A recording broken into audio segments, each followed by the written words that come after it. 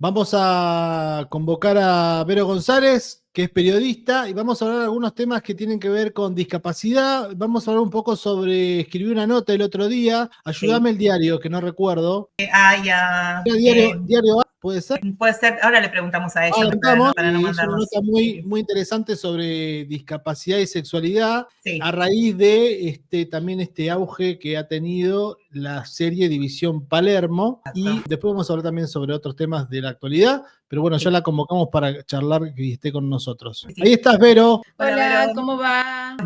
Muy bien. Vos, gracias por aceptar la invitación, como siempre. No, por favor, un gustazo. Bueno, como antes de empezar a charlar, tengo un pedacito de una nota que le hicieron al director y protagonista de la serie de División Palermo y uno de sus protagonistas. La escuchamos y después la usamos como disparador y después venimos y charlamos sobre este tema. En Palermo es que nos reímos de nosotros mismos y de cómo nos miran, no nos burlamos. Reírse y burlarse es distinto. Excelente esto. Entonces, poder reírse y con la comicidad tener esa valentía de poder hablar de lo que uno es, está buenísimo. Y eso es el mensaje de Santi en cuanto a la serie, en cuanto a nosotros mismos desde nuestro rol, ¿no? Yo creo que lo que produce alivio es salir del estereotipo. Como que lo que nos reímos es de los prejuicios, nos reímos de lo que nosotros pensamos, nos reímos también de la hipercorrección política. Claro. Entonces, en ese sentido, por ahí se vive como una válvula de escape de algunas cosas.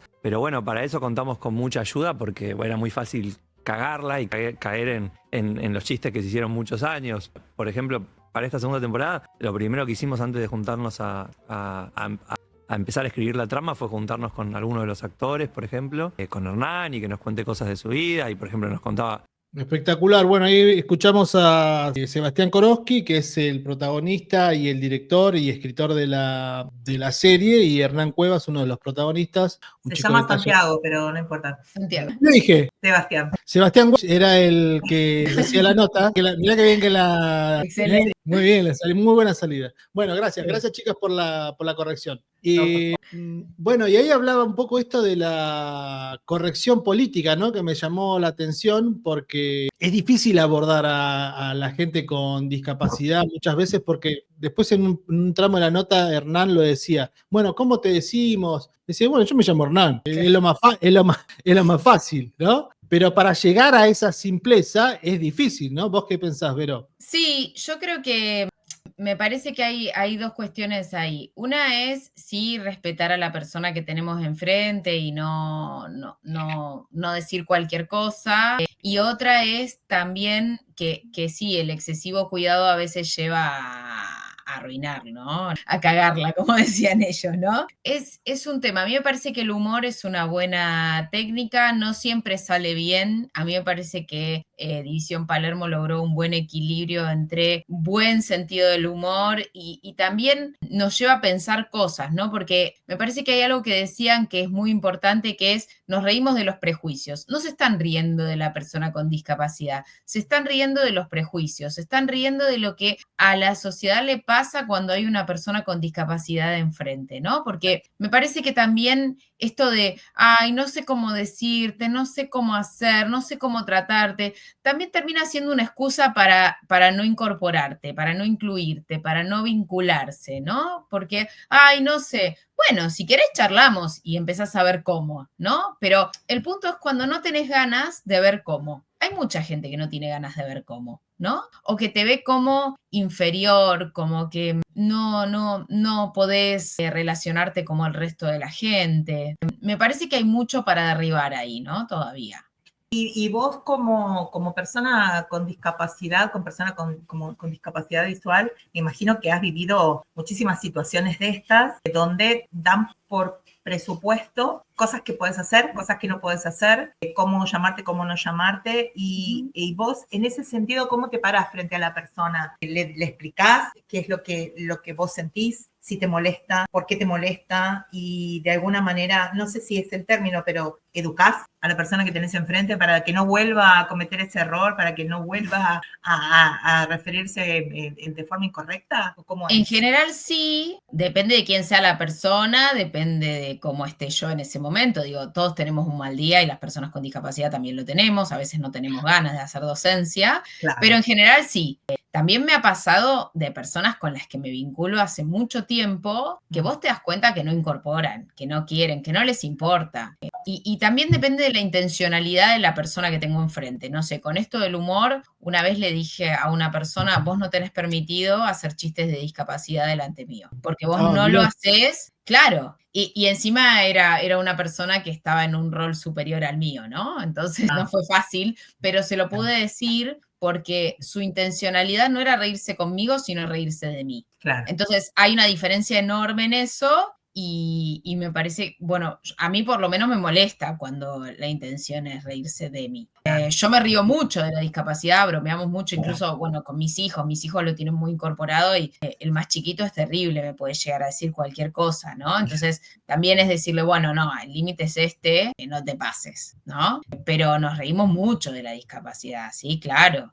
A mí me parece que es muy sano, me parece que es descontracturante y otra vez me parece que División Palermo lo logra y rompe con un montón de estereotipos, ¿no? Porque es un lugar en el que se incorpora en el trabajo a personas con discapacidad, a minorías, y también nos permite pensar qué pasa en relación a las oportunidades laborales para personas con discapacidad, ¿no? Claro. Sí, a mí lo que me gustó, yo voy a confesar, la primera temporada me gustó muchísimo, esta no me gustó tanto, ¿sí? Pero lo que sí tengo que destacar es que en esta se metieron de lleno en el abordaje de la sexualidad, ¿no? O sea, hay vida en Marte y las personas con discapacidad cogen, básicamente, ¿no? Claro. Entonces lo pusieron en pantalla y mostraron que son personas que tienen deseo, que sienten, que tienen prácticas sexuales, que disfrutan del sexo y que no deben ser puestos en una cajita de cristal como que se van a romper. Entonces, que lo más importante es poder comunicarse con esa persona para saber qué es lo que les gusta, qué es lo que no, y en base a si esa propuesta que te hace esa persona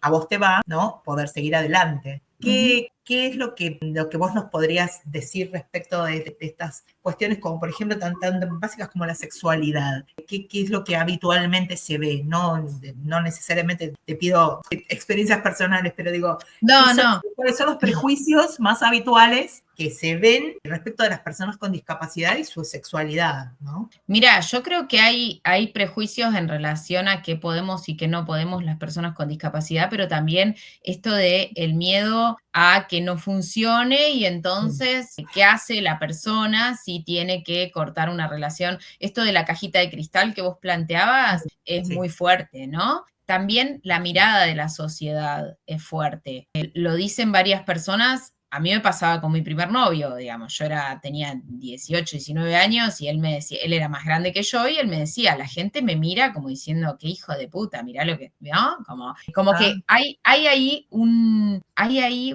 por ahí una presunción de abuso, ¿no? Como que la persona con discapacidad no puede elegir per se tener una relación sexual, tener una pareja o un vínculo ocasional también, porque también no podemos pensar que las personas con discapacidad indefectiblemente cuando empezamos una relación nos queremos casar y también podemos querer una relación ocasional, ¿no? Me parece que los prejuicios son muy fuertes, creo que también las nuevas generaciones tienen otra apertura e incluso las personas con discapacidad tienen por ahí menos prejuicios sobre ellas mismas en las nuevas generaciones. Y esto te lo digo a raíz de la entrevista, la nota que hice y los testimonios que pude recoger. Me dio mucha alegría eso, porque por ahí a mí me pasaba que tenía muchos prejuicios sobre mí misma también, ¿no? Y que uno va rompiendo a raíz de experiencias que va teniendo y de barreras que va logrando derribar. Pero es cierto que las nuevas generaciones tienen otra cabeza y así como lo tienen en relación a cuestiones de género, ¿no? Que antes era como más disruptivo, ¿no? Elegir tener relaciones con una persona del mismo sexo, ahora por ahí es más habitual o se va naturalizando más. En relación a la discapacidad, lo mismo, ¿no? Como que antes el prejuicio sobre uno mismo era, bueno, ¿quién va a querer estar conmigo, no? Como yo soy menos atractiva. Y uno lo va rompiendo eso a lo largo de la vida, pero me parece que las nuevas generaciones vienen con otro chip y eso está buenísimo. Sí, esto que lo que sale en la nota es fuertísimo, ¿no?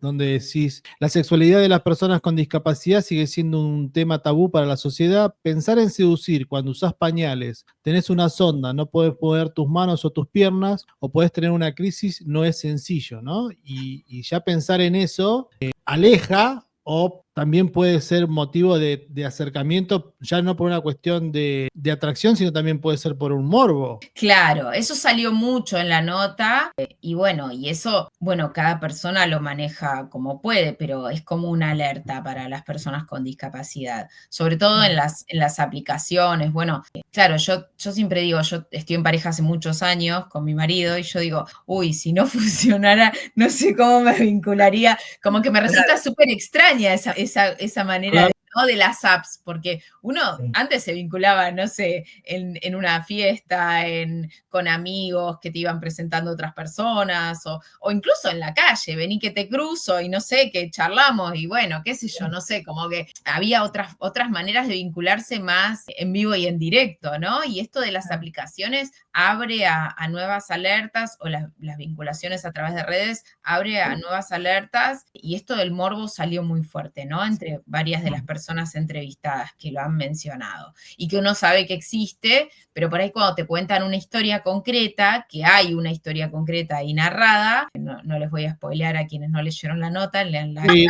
Pero bueno, una de las chicas cuenta una historia y es fuerte, ¿no? Hay varias historias que son fuertes y que yo pensé muy cuidadosamente si incorporarlas o no, porque bueno, hay menciones de abuso, y la verdad es que las situaciones de abuso se dan en las personas con discapacidad y se dan también en las personas con discapacidad que necesitan asistencia. Muchas veces los abusos se dan por parte de la persona que asiste, y eso es súper complicado, ¿no? Y también yo no lo puse en la nota porque no entrevisté a ninguna persona en esa situación, pero también es difícil para las personas a las que les resulta complicado la comunicación, ¿no? Que no pueden comunicarse con fluidez, o que tienen, bueno, ahí el abuso sale muy fuerte porque es muy fácil ocultarlo, ¿no? Sí, de eso justamente te iba a preguntar, y digo, vos tocaste otro tema que también está muy bueno destacarlo, y es la infantilización de las personas con discapacidad, ¿no? Que no pueden decidir, que no pueden tomar decisiones si no son asistidas, o que como que su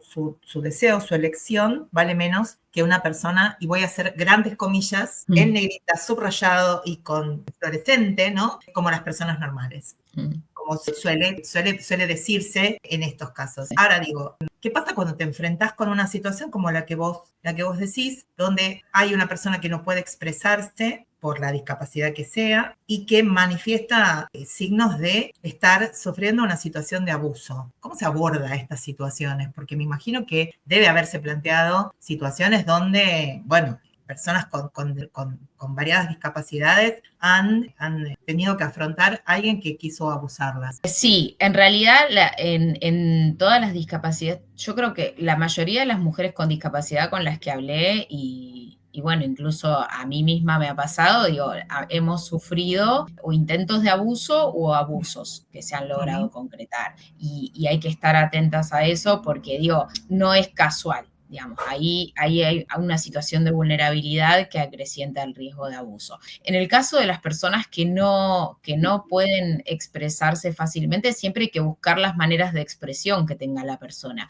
Hoy por hoy hay muchos mecanismos alternativos, aumentativos de comunicación que posibilitan que las personas se comuniquen. Bueno, un ejemplo muy concreto y que todos conocemos es el sistema que utiliza Rivas para comunicarse, que es un ejemplo buenísimo de cómo las tecnologías ayudan a que las personas se puedan comunicar. Entonces, me parece que hay que prestar atención a eso porque muchas veces pasa, y me ha pasado hablando en centros de salud con profesionales de la salud, que, bueno, no me puedo comunicar. Bueno, no me puedo comunicar con la persona, no puedo, como buscar formas, ¿no? Buscar cosas concretas para que la persona pueda expresarse, por ahí elementos concretos con los que la persona pueda expresarse, como ser muñecos o cosas concretas para que la persona pueda contar lo que le pasa, porque es el primer paso para intervenir y para que la persona pueda sanar eso, ¿no? Porque el efecto del abuso es el efecto del abuso. Digo, no es que porque sos una persona con discapacidad el efecto es otro. El efecto sigue siendo devastador. Entonces hay que trabajar eso. Para mí es buscar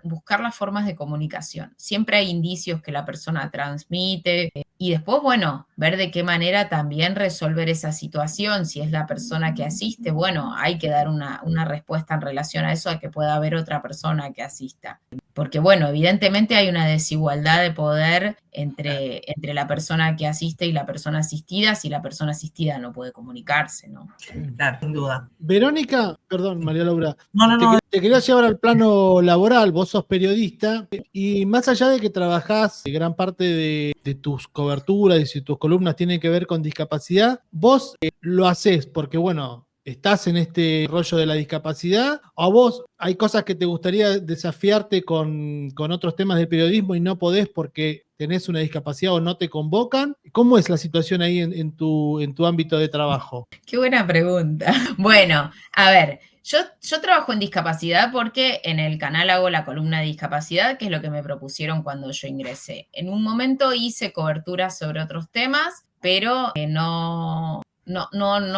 digamos, no tengo hoy el espacio para hacerlo. Hoy por hoy solo trabajo en discapacidad en la TV pública, no puedo trabajar otro tema. Sí, estuve trabajando en un programa en Bravo Televisión, un programa que se llamó Soy Casta, que era un panel de mujeres. Yo estuve como suplente porque, bueno, por el momento que entré ya tenían cubierta gran parte del grupo, pero bueno, ese programa fue levantado, así que bueno, hoy por hoy solo trabajo en la televisión pública. A mí me gustaría abordar otros temas y claro, como periodista creo que puedo hacerlo. Me parece discriminatorio solo trabajar en discapacidad, más allá de que es un tema que nunca voy a dejar de trabajar porque me interesa y me convoca, pero sí me gustaría poder trabajar otros temas. Es como que a Diana Zurco la hubiesen llamado para hacer la columna de género, ¿no? La llamaron para conducir, ¿no? Digo, claro, es como que te ponen en un gueto, ¿no? Estás en ese lugar y solo en ese lugar y no te podés mover de ahí. Y sin ver que tanto la discapacidad como el género, como la diversidad, como cualquier otra situación, es transversal a todos los temas que tengan que ver con la sociedad y que puedan abordarse en un programa periodístico, ¿no? Entonces, así es. sería bueno poder dar la posibilidad de esas situaciones. Y lo interesante de Soy Casta era que era un programa de política y economía, ¿no? Y bueno, para mí fue desafiante porque obviamente tenía que profundizar sobre temas que por ahí no manejaba tanto, pero bueno, salió y estuvo bueno, fue una buena experiencia y a las compañeras también les gustó el trabajo. Yo iba como con un poco de miedo a ver qué pasaba, pero bueno, salió bien y bueno, fue una buena experiencia. Duró poco, pero fue una buena experiencia. Claro, y eso tiene que ver mucho con esto que hablabas antes, de la posibilidad del trabajo, ¿no? De las personas con discapacidad para cualquier situación. Hoy el tema de, que ya casi ni se habla, ¿no? El tema de los cupos y esto de que, bueno, las personas con discapacidad son problemas para la familia y su entorno y verán cómo lo resuelven dentro de su ámbito y ya ahí el Estado poco tiene que hacer o tiene que brindar posibilidades. Pero cuando yo te escuchaba decir, me gustaría hacer otras cosas, decía, bueno, claro, más de uno te debe decir, bueno, agradecer que tenés trabajo y estás haciendo cosas, sí. Porque... Esta chiquita no sé qué pretende, encima que le damos trabajo. Dije, claro. Aparte está chiquita, ¿no? Claro. Es un menor. Claro, pero bueno, se ha complejizado la cuestión del trabajo y la discapacidad, ¿no? Sí, es más complejo que antes. Hay algo que no me acuerdo quién de ustedes dos dijo, esto de que las personas con discapacidad creen saber qué es lo que podemos hacer y qué es lo que no sé si lo dijeron con estas palabras, pero es lo que ocurre en el trabajo siempre. Hay poca escucha en relación a lo que podemos hacer y lo que no podemos. Pero sí, se ha complejizado porque, claro, hay menos trabajo para todos y menos trabajo también para las personas con discapacidad, y si bien antes el cupo era un argumento, ahora dejó de serlo, ¿no? Porque somos todos iguales, parece, ¿no? Claro. Sí, parece, sí, que eso está muy bien. Si tuviéramos en un plano de igualdad no tendríamos grandes inconvenientes. Y a raíz de este plano de igualdad, yo no sé cómo estás vos con tus apoyos, si tenés muchos apoyos o no.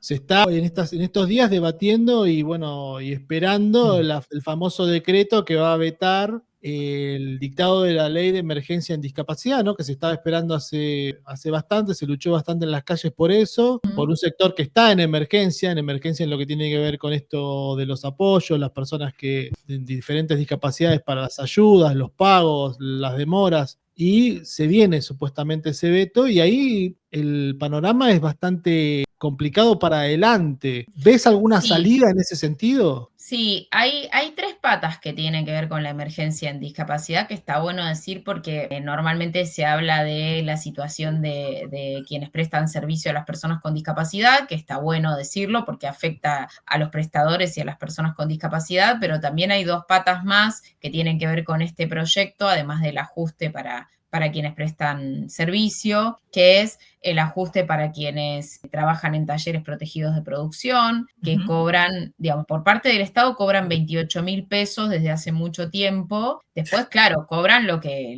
logran vender, ¿no? Pero sabemos que no es una empresa, un taller protegido, están en una situación de desigualdad.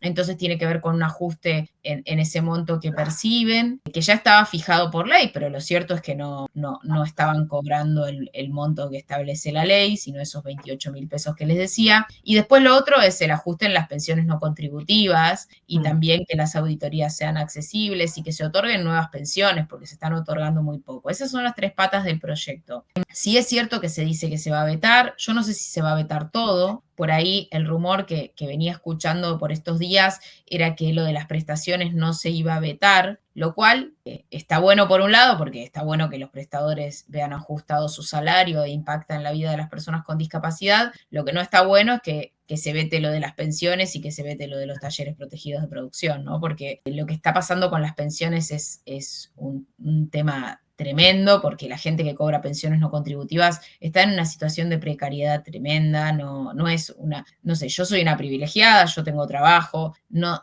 dependo de ningún apoyo, ni ninguna terapia, ni nada ya a esta altura. Sí tuve apoyos cuando tuve a mis hijos más grandes, a los gemelos, porque bueno, hasta que ellos empezaron a ir al jardín sí tuve asistencia, pero no es el caso ahora. Por eso digo, yo soy una privilegiada, no es la situación de todas las personas con discapacidad. La verdad es que la situación de la mayoría de las personas con discapacidad es que necesitan de una pensión no contributiva para vivir y para el acceso a la salud también, ¿no? Entonces es muy preocupante el tema y la verdad es que si el proyecto es vetado, bueno, no sé qué va a pasar, pero la verdad es que la situación se va a transformar en complejísima para las personas con discapacidad, que recordemos que más del 80% no tiene empleo, ¿no? Claro. Yo creo que el punto es este, ¿no? Que vos marcabas, del tema de las pensiones. Sobre eso hay un gran trabajo de decir que no puede ser que la Argentina tenga tanta cantidad de personas con pensiones, ¿no? El discurso reiterado. Ayer veía un video. Hubo una guerra. Claro, un discurso de una concejal en La Rioja que seguía hablando de la radiografía del perro, ¿no? Y le hablaba a gente con discapacidad, se lo decía en la cara, digamos, sin ninguna clase de vergüenza. Y me parece que por ahí, eso es lo que más se trata de buscar, porque bueno, yo recibo como abogado muchísimos reclamos de gente que ya le han suspendido el pago o que no le dan, y gente que está con la pensión iniciada y hace más de 2 años que no sale la resolución para otorgársela, o gente que... Ahora, vos como abogado, a ver, sí. La radiografía del perro, ¿no? Es una pensión que no se otorgó, se presentó la radiografía del perro, ¿no? Sí. Suponiendo que haya pensiones mal otorgadas, ¿sobre quién tiene que recaer la responsabilidad? ¿Sobre las personas que tienen pensión no contributiva o sobre quienes las otorgaron mal o quienes hicieron certificados que supuestamente son truchos? Porque a mí me parece que acá hay algo interesante para analizar. Con esto de las pensiones son truchas, bueno, auditamos a todos. A mí me parece que hay que revisar las truchas. Obvio. Digo, Claramente. ¿no? Sí. Es como todo, claro, es como cuando decían que en la edad se daban de manera irregular la medicación. Bueno, entonces le sacamos la medicación a todo el mundo y se muere todos los que necesitan medicación urgente. Porque la verdad que de la denuncia de la DATSE no escuchamos más nada, supuestamente no había ninguna irregularidad, ¿no? Sí. Claro, exacto. Yo te digo, creo que hay que aclararlo y me parece que hay que hacer hincapié en esto de que cuando hay una pensión mal concebida, no toda la responsabilidad o la responsabilidad no debe recaer en forma exclusiva en la persona que está cobrando la pensión, sino en aquel que hizo el trámite, que presentó los papeles y que la aprobó, ¿no? Porque claramente es una persona que no está preparada para el trabajo que desempeña o bien porque está recibiendo algún tipo de dinero o algún beneficio extra por esa concesión de la pensión que no corresponde. porque no creo que nadie lo haga sin recibir nada a cambio, ¿sí? Más allá de que podés ser una persona que no está capacitada para estar en ese puesto. Pero sin duda la responsabilidad no es exclusiva y no debería buscarse a través de, bueno, suspendemos los beneficios a todos hasta que demuestren su inocencia, ¿no? Dando vuelta a todos los principios, digamos. Claro, y de la manera que se está haciendo, ¿no? Con cartas documentos que no llegan, citando a las personas a lugares que no existen o en horarios que después se modifican, haciendo esperar a la gente, pidiendo requisitos que sabemos que por el tiempo que se tarda en obtener turnos, en hacerse estudios y demás, la gente no llega. Entonces, está todo armado para quitar pensiones y para lograr engrosar las cajas, ¿no? Tener más dinero, ¿no? Sí, pero el motivo de decir, bueno, ahorramos esta cantidad de dinero, bueno, pero tampoco es que después eso se vuelca en más servicios para las personas con discapacidad. Y bueno, ¿dónde están fruto de esos ahorros o fruto del ingreso de dinero fresco por parte de organismos internacionales? ¿Dónde se invierte ese dinero? ¿Dónde está? Pará. Vos me decís que lo que se ahorra debería invertirse en las personas con discapacidad. Y yo debe ser la gran Fantino. Para, ¿no? ¿Vos decís que sí, lo digo. Mira, si yo fuera tu tía Rosa, que está apoyada con el codo en la escoba, en la vereda mientras mate. Te lo voy a explicar con Termina. Ahí le digo a Verónica que saqué un termo, tipo de. Voy a hacer Termina. ¿Entendés? A ver. Dicen las personas con discapacidad. Bueno, así estamos. ¿Entendés? Yo pensé que se podía utilizar para cualquier cosa, no para las personas con discapacidad. Disculpame, mala mía. Bueno. Es que de las personas con discapacidad se ocupan las familias. Claro. ¿Se acuerdan de eso? Sí. Que se jodan por tener un disca en la familia. Claro, ¿para qué? Hacé bien antes los. ¿Qué hicieron? Claro, ¿para qué quisieron traer un disca? Claro, no, es un horror. La verdad que los discursos que estamos escuchando es deprimente. Es un horror el medio pelo que tenés de quienes desempeñan roles estratégicos en la política partidaria, ¿no? Gente que no piensa lo que dice, o si lo piensa realmente hay que pensar en ponerlos a educarse otra vez, porque la verdad que las bestialidades que se dicen son impactantes. Yo creo que ahí lo más complejo de todo es el acuerdo social que hay. Sí. A mí eso me alarma realmente. Yo no terminé de ver la temporada nueva de Visión Palermo porque estuve de viaje en España y bueno, sin entrar en cuestiones políticas, que bueno, por ahí no conozco tanto de allá, vos ves la infraestructura que tienen y es realmente impresionante. No sé, vas a cargar la tarjeta para viajar en el subte y la máquina te habla. Hay máquinas expendedoras que te hablan. Vas a, no sé, a la oficina de turismo y tiene folletos en braille. O vas a, no sé, a la Sagrada Familia y tenés maquetas con referencias en braille. O, no sé, o a una plaza en Valencia que tiene una maqueta y la maqueta tiene referencias en braille. No, es una locura. Es como... Te quería hacer una consulta, Vero, porque habitualmente se piensa que la gran mayoría de personas con discapacidad visual manejan el braille como si fuera una bala, ¿no? Digamos, como que todos saben, todas las personas con discapacidad visual, naturalmente o automáticamente usan braille. ¿Es así? No. No te escuchamos. No sé qué pasó con el audio. No te estamos escuchando. Justo ahora, mira, justo que te estoy preguntando algo que me interesaba muchísimo que lo dijeras, pero... No, capaz que te quedaste sin... ¿Vos nos escuchás? Levantá la mano.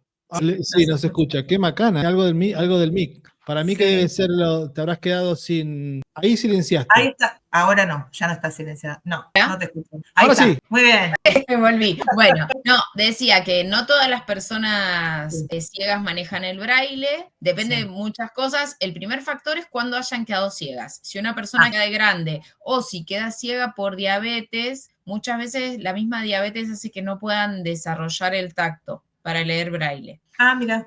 Y después, bueno, el nivel de fluidez depende de cuánto lo utilice la persona, porque si la persona aprendió braille cuando era chiquita y después en la vida adulta no lo utiliza, bueno, pierde por ahí fluidez para leer. Yo lo utilizo muchísimo en mi trabajo, incluso cuando tengo que conducir eventos, me imprimo el guión en braille y voy.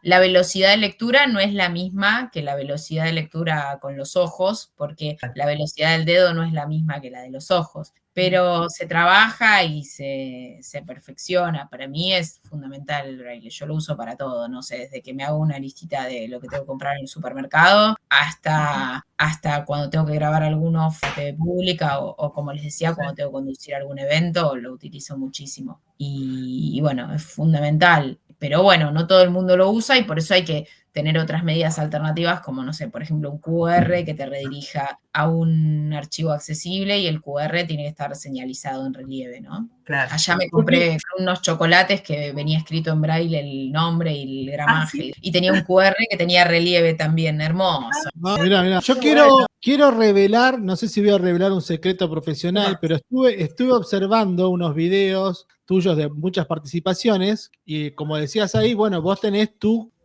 referencia en la mesa. Entonces digo, mirá qué bien, porque ella va leyendo y hace como que lee coloquialmente, como que habla coloquialmente, pero igual no leo todo, no leo todo.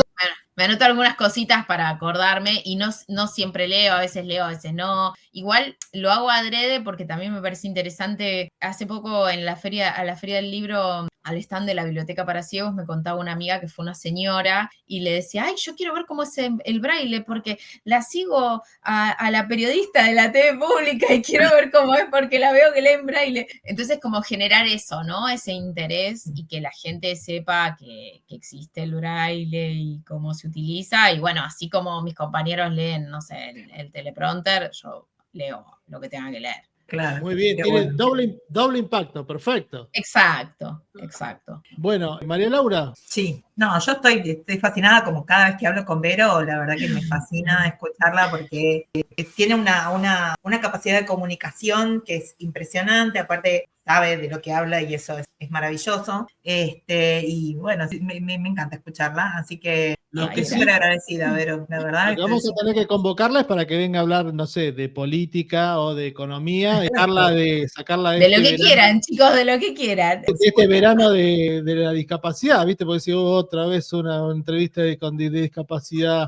Sí. No, súper interesante como siempre escucharte y te súper agradezco que nos hayas dado este espacio de tu tiempo para nuestro programa. Es muy importante para nosotros contar con tu participación, Vero. No, por favor, gracias a ustedes. Por favor. Bueno, nos quedamos sin tiempo, como nunca nadie dijo en la comunicación. Exactamente. Así bueno, que, importantísimo esto. Si recién está llegando a la nota y dice, me perdí la nota, quería escuchar qué pasa con la sexualidad y la discapacidad y todo esto. Bueno, no importa, tranquilo. Ahora terminamos y ya queda el video en nuestro canal de YouTube, lo podés ver. Vamos a subir también algunos recortes interesantes en nuestras redes sociales, Abogados de Radio por Instagram. Y bueno, también podés seguir el trabajo de Verónica en su Instagram, que es Vero G Periodista. ¿Está bien? Así es. Perfecto. Y ahí podés ver la última nota que hizo en Diario AR.